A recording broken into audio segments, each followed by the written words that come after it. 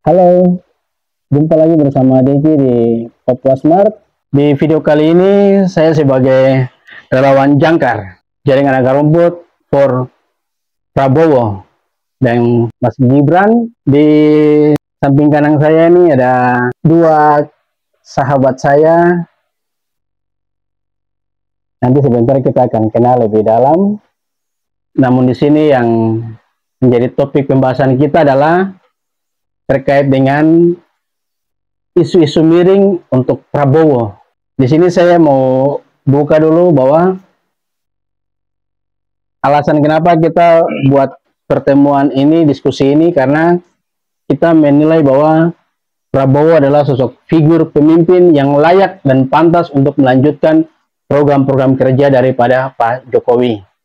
Itu hal pertama yang saya buka, dan nanti hal selanjutnya kita akan dengar secara langsung pendapat dari Bapak Kekasih dengan Saudara Kekasih di sebelah.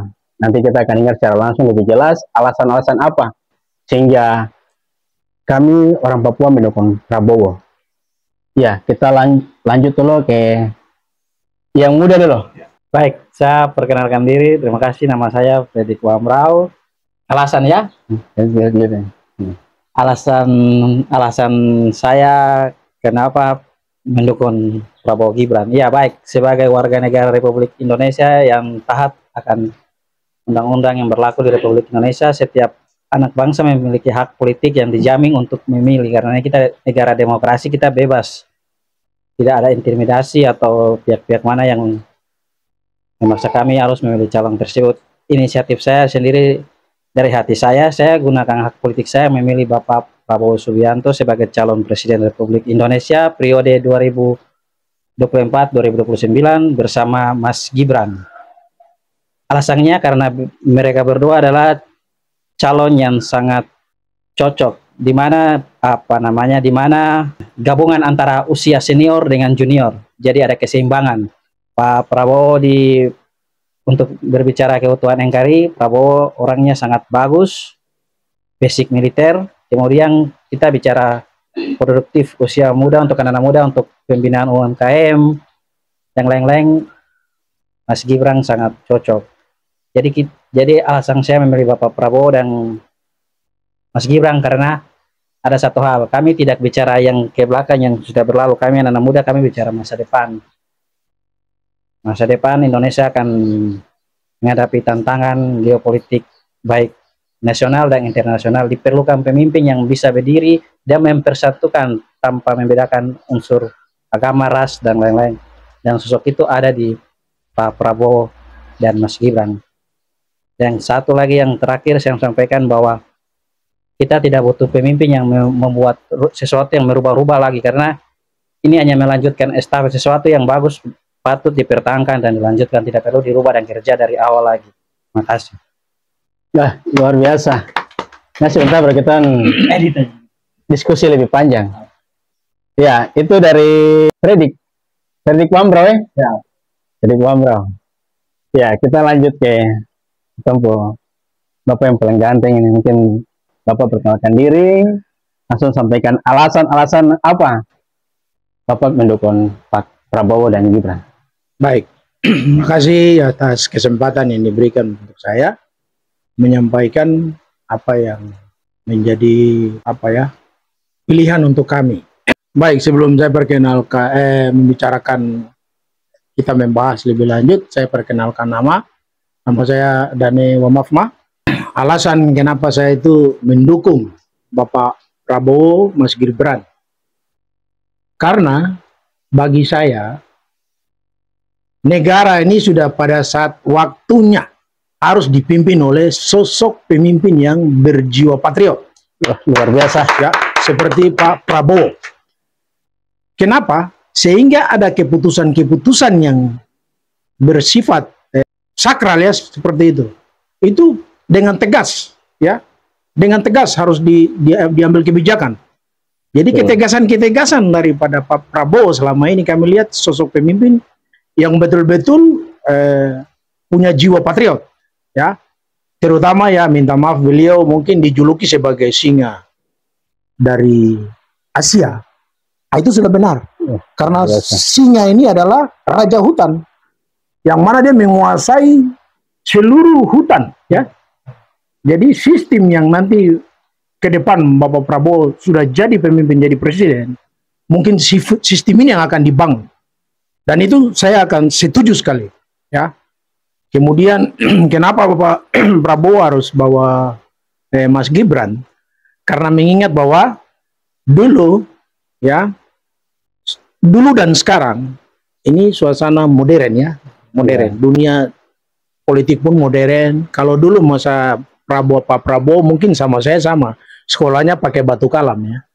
Iya, Nah, iya. sekarang dia berubah lagi menjadi pakai kertas, ya. Sudah kertas, setelah itu sudah masuk ke digital. Iya. Jadi perlu ada seperti begitu. Jadi anak-anak muda ini perlu harus mendampingi orang tua sehingga ada keseimbangan. ada keseimbangan seperti itu. Nah. Jadi pembangunannya merata.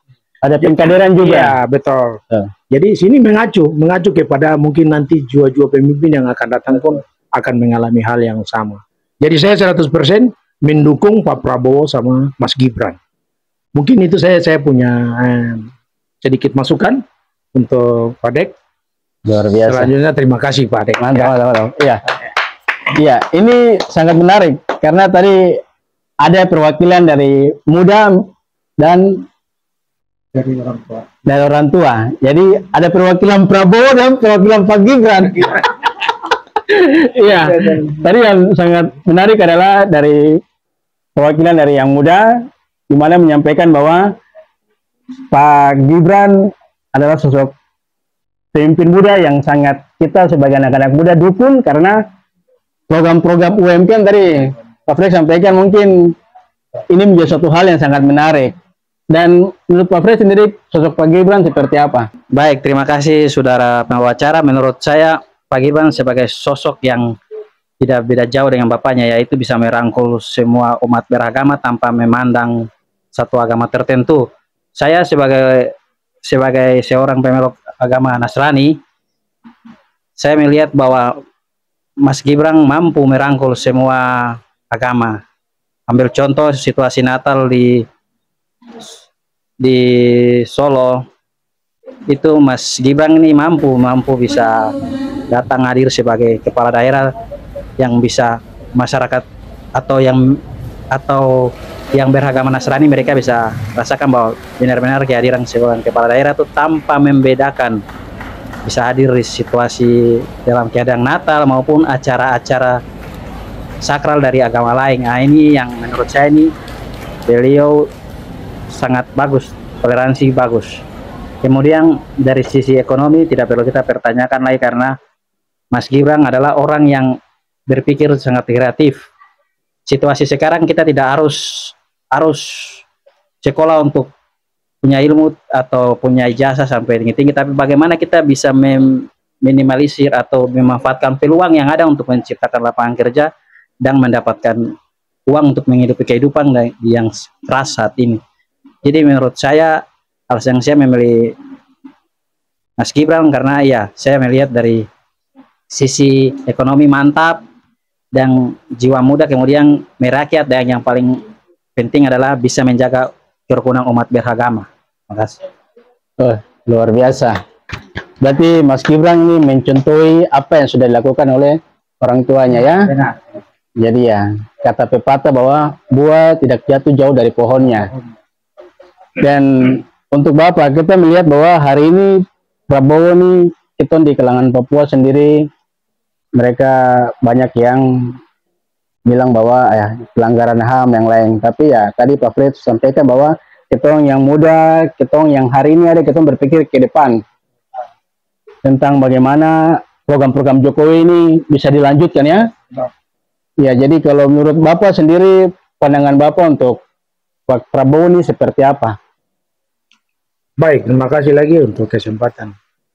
Jadi himbauan saya kepada saudara-saudara yang mungkin nanti akan melihat video ini, bahwa jangan kita melihat daripada sisi negatifnya Pak Prabowo, ya.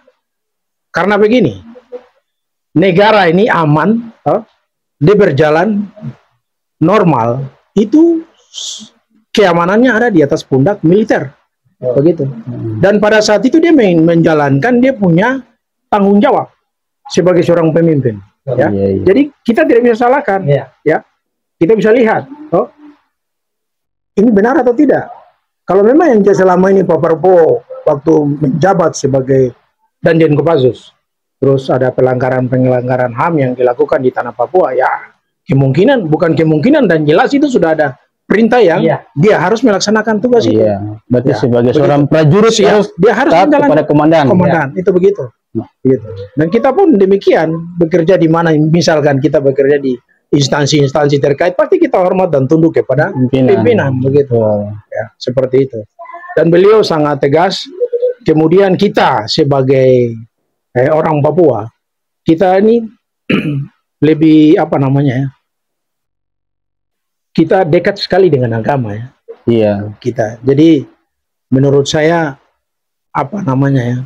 Apa yang sudah menjadi sejarah bagi beliau selama menjabat sebagai pimpinan, ya sebagai manusia kan kita wajib mengampuni beliau. Tuhan pun saja bisa mengampuni kita manusia. Iya. Ya toh, apalagi beliau selama itu mungkin karena perintah, mau tidak mau dia harus jalankan seperti itu. Mungkin kira-kira itu Pak Adek apa yang luar biasa. Makasih. Terima kasih. Kita apresiasi dulu untuk Bapak bahwa yang lalu biarlah berlalu. Sesungguhnya kita menatap masa depan yang lebih baik ya. Dan satu hal lagi, kalau melihat dari calon presiden dari nomor 1 dan nomor 3, kita lihat bahwa Pak Prabowo ini jarang sekali untuk menjatuhkan yang lainnya. Beliau memilih tenang, dan terlalu banyak komentar-komentar lah. Yang lain baru berbicara, beliau sudah lakukan. Dan yang di sini yang saya ingin tanyakan Pak Fred, kira-kira kalau menurut Pak Fred dari paslon 1, 2, dan 3 ini, itu partai-partai mereka gunakan kan kebanyakan partai yang dimiliki oleh orang lain, berarti mereka memperaw ya. Kalau Pak Prabowo sendiri bagaimana, Fred? Ya baik, terima kasih saudara membawa acara. Jadi kalau menurut pandangan saya, pasangan nomor urut 1 Amin, Anies Baswedan dan Caimin, mereka bukan ketua umum partai ya.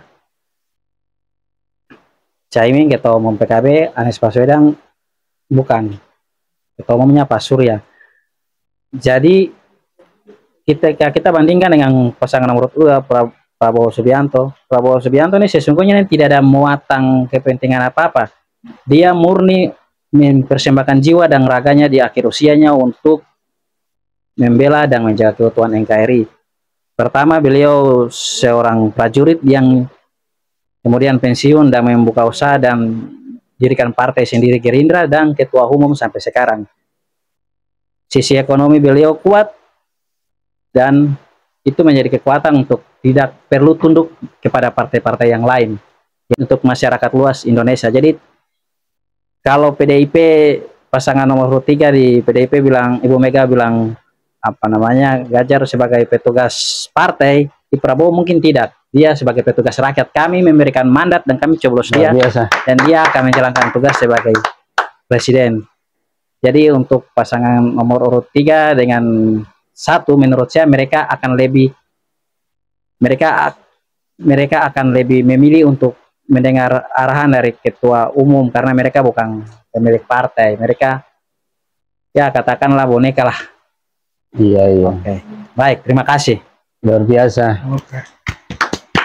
Ya, Bapak mungkin terakhir pesan Bapak untuk Pak Prabowo, harapan Bapak ketika Pak Prabowo dapat, apa yang Bapak ingin menyampaikan kepada Bapak Prabowo sehingga kalau Bapak Prabowo nonton video ini, beliau dapat memegang itu sebagai suatu, istilahnya ada suatu pegangan lah. Oh, di Papua sana mereka ada berbicara tentang hal ini. Jadi mungkin jadi satu program untuk beliau ke depan. Baik, terima kasih. Pesan saya untuk Pak Prabowo, saya hormat dulu. Apabila dan bila mana Bapak duduk sebagai presiden nantinya, pesan saya, Bapak tolong perhatikan dan membangun Papua ini. Bukan saja di Papua, Papua Barat juga, Papua Barat Daya, ada beberapa provinsi yang ada di Papua ini, Bapak tolong perhatikan. Untuk apa? Mungkin untuk mengobati luka yang selama ini menjadi buah bibir untuk masyarakat di tanah Papua tentang Bapak Prabowo. Itu saja. Dan pembangunan ini sama rata. Ya, kalau bisa ke depannya mungkin ada menteri-menteri yang bisa kabinet Bapak di sana, mungkin ada orang Papua juga yang bisa nanti duduk di sana kah, seperti itu. Jadi tidak ada pesan lain, harapan saya Bapak duduk bangun daerah ini, bangun tanah Papua ini, supaya tanah Papua ini dia juga sama dengan tanah-tanah atau daerah-daerah lain di luar daerah Papua. Mungkin itu saja Pak Prabowo, terima kasih, selamat siang. Luar biasa. Berarti tidak salah. Karena Pak Prabowo melanjutkan program dari Pak Jokowi. Benar. Jadi tidak salah. Jadi, Tetap benar. Pak Prabowo pasti lakukan dan pasti lebih daripada itu. Ya, estafetnya dan Karena landasannya sudah ada ini. Iya. Tinggal pacu lagi aja. Ya, dari Pak Fred sendiri, harapan untuk Pak Gibran bagaimana? Atau ke Pak Prabowo langsung lanjut? Ya baik, terima kasih. Harapan saya kepada Bapak Prabowo dan Mas Gibran ketika terpilih dan resmi dilantik sebagai Presiden Republik Indonesia periode 2024-2029. Ya, saya sebagai orang asli Papua yang hitam kulit dan rambut keriting kami yang berada di wilayah timur, saya yakin dan percaya Bapak Prabowo dan Gibran akan melanjutkan tongkat estafet landasan yang telah dibangun oleh Bapak Jokowi. Mereka akan lanjutkan karena satu, pertama Prabowo orang tua ibu Indonesia Timur, yang pasti kami orang Indonesia Timur diperhatikan seutuhnya oleh kemudian Mas Gibran mewakili anak-anak muda Papua. Hari ini banyak yang terjun di PNS dan lain-lain akibat tidak tembus di PNS, kemudian stres dan lain-lain, dan orang Papua khusus di kami anak-anak muda ini hanya berfokus pada PNS, padahal ada banyak hal potensi sumber daya lain bisa kita manfaatkan. Pesan saya untuk Mas Gibran ketika dilantik sebagai wakil presiden untuk dampingi Bapak Prabowo, tolong perhatikan pembinaan UMKM untuk kami anak-anak muda asli Papua, yang mana modal usahanya langsung tidak lewat tangan atau orang-orang yang pemain-pemain lagi, tapi langsung kepada menyentuh langsung kepada anak-anak Papua yang membutuhkan dan siap untuk berkolaborasi untuk memajukan bidang-bidang UMKM, sehingga kami anak muda Papua ini tidak semua terjun ke PNS, tapi lain bisa sukses di karir swasta dan bisnis dan lain-lain. Terima kasih.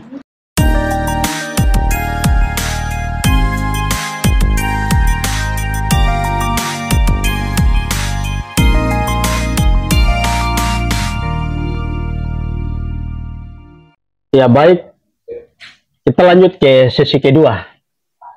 Teman Prabowo, gas satu putaran. nomor 2. Oke. Ya baik, kita lanjut ke sesi kedua. Karena untuk membahas sosok figur Pak Prabowo ini tidak ada habis-habisnya, dan ini memang harus dibicarakan. Soal kebenaran tetap harus dibicarakan. Karena kalau tonton bicara, untuk orang lain yang bicara, baru menjadi pendengar kan kurang bagus toh. Jatuh harus biar tanggapan sesuatu yang benar-benar terjadi real yang kita orang rasakan dan kita orang bicara, bukan tuh karang-karang. Iya. Di sesi berikut ini kita akan mendengar pesan-pesan politik. Yang pertama kita mulai dari yang muda dulu, mewakili Pak Gibran. Oke, Pak Fred, lanjut. Baik, terima kasih Saudara Os. Pesan politik saya kepada Bapak Wakil Presiden Republik Indonesia, jangan kita bilang cawapres lagi, tapi presiden. Itu yang betul. Ya, karena yang bicara juga usia muda, kita punya presiden juga punya wakil jiwa muda dan orang muda. Saya pesan politiknya mewakili kami muda-mudi asli Papua, khusus Pak Wakil Presiden, tolong untuk perhatikan kami di bagian pembinaan UMKM, biar fokus kami anak-anak SMA yang baru ketika lolos tidak terfokus untuk harus menunggu waktu 1-2 tahun untuk buka PNS kemudian daftar yang lain, tapi kalau bisa ketika lulus ada peluang-peluang kerja yang ada di depan mata, manfaatkan sumber daya alam dengan dengan diperbantukan dengan modal usaha, dan kalau bisa modal usaha ini diberikan langsung oleh Bapak Wakil Presiden kepada anak-anak asli Papua tanpa lewat perantara, karena kita di Papua ini kita sudah tahu bahwa banyak orang yang tipu-tipu. Jadi kalau bisa, kalau diperuntukkan untuk anak muda ya langsung diturunkan ke rekening pribadi. Berarti dari pusat langsung ke ya, benar, rekening setiap pengusaha begitu. Setiap pengusaha, dan khusus pengusaha orang-orang asli Papua.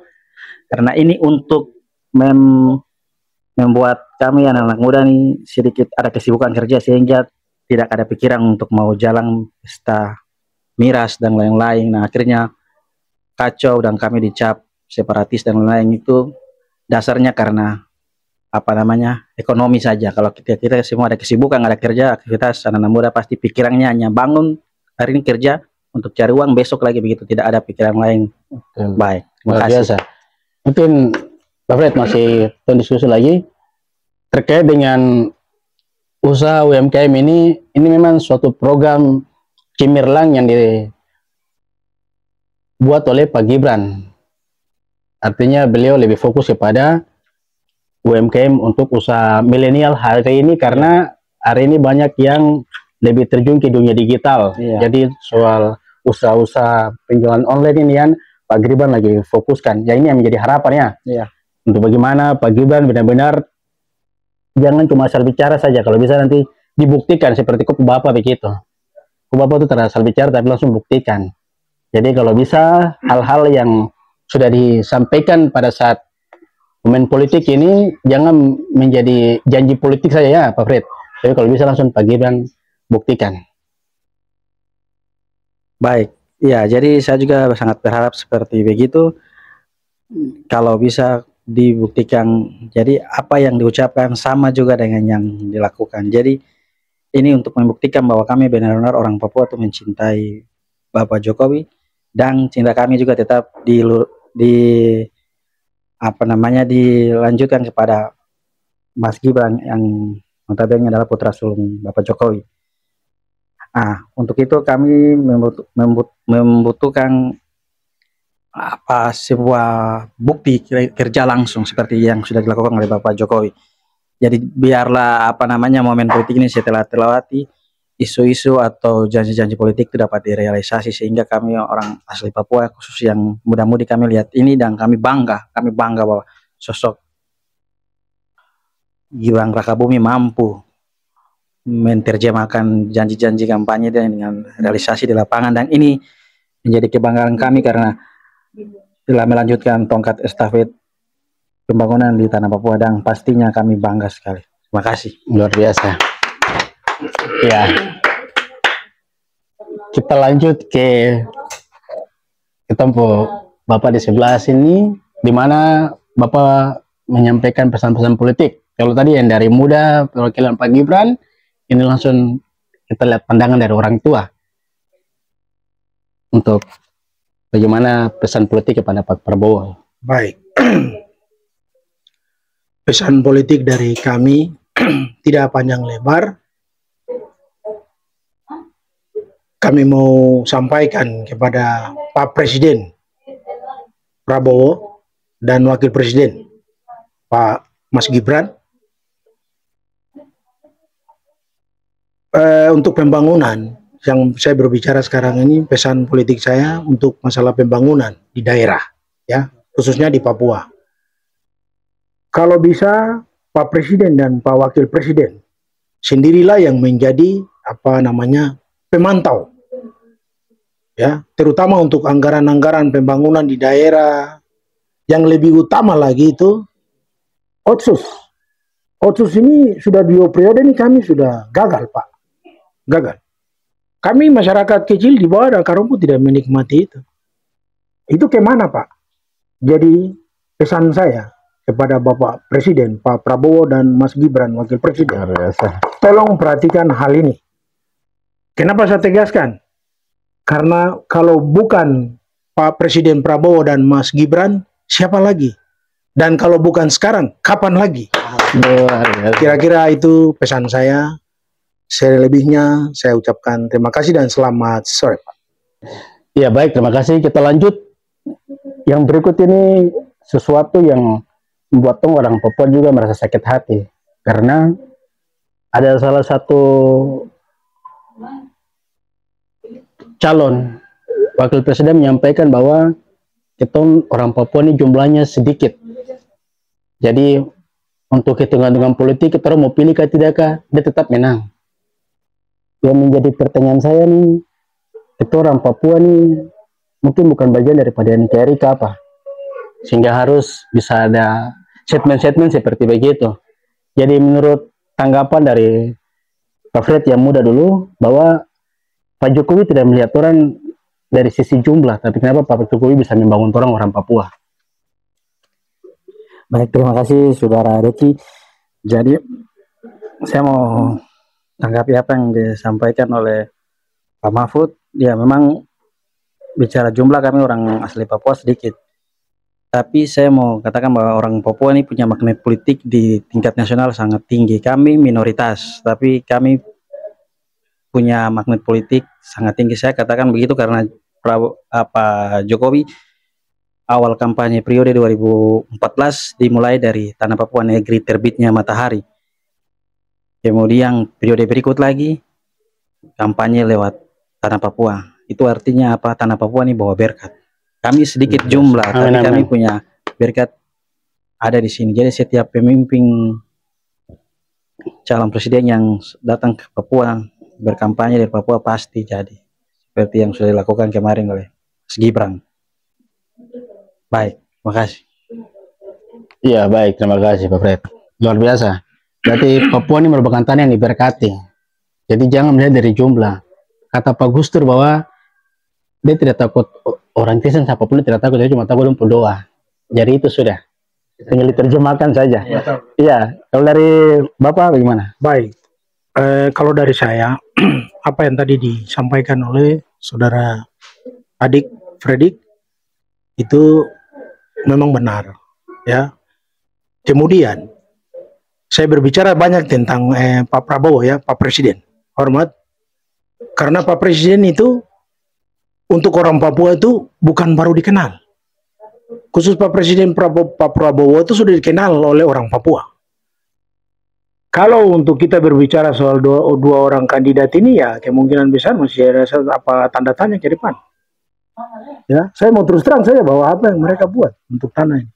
Sekalipun semenjak Pak Prabowo sebagai Danjen Kopassus, mungkin ada hal-hal yang melukai kita masyarakat Papua. Tapi kami tetap mendukung dia untuk duduk sebagai presiden, ya. Dan ada hal-hal yang baik dia lakukan di tanah Papua ini. Saya kira itu saja. Dan kita tidak perlu lagi memikirkan apa yang disampaikan oleh beberapa calon presiden. Tetapi mari kita melihat kepada kita punya calon presiden yang unggul sekarang. Kira-kira itu saja pesan saya. Terima kasih. Luar biasa. Artinya di tanah Papua nih kita rindu untuk bagaimana program-program Jokowi ini terus dilanjutkan. Betul. Karena yang bisa melanjutkan program Jokowi hanya Pak Prabowo. Karena mereka sudah sama-sama dalam satu kabinet Indonesia Maju, dan Pak Prabowo sendiri sudah mengikuti sepak kerja dari Pak Jokowi. Kemana Pak Jokowi pergi, Pak Prabowo selalu ada. Dan saat ini juga kan karena mungkin depan ada wakil baru dia perontot perhatikan. Yang pasti tidak terlepas dari Pak Jokowi. Itu yang menjadi kami sangat mendukung Pak Prabowo. Pak Prabowo menang satu putaran. Tidak perlu putar-putar lagi main biaya dan lain-lain. Satu putaran siap menang nomor 2.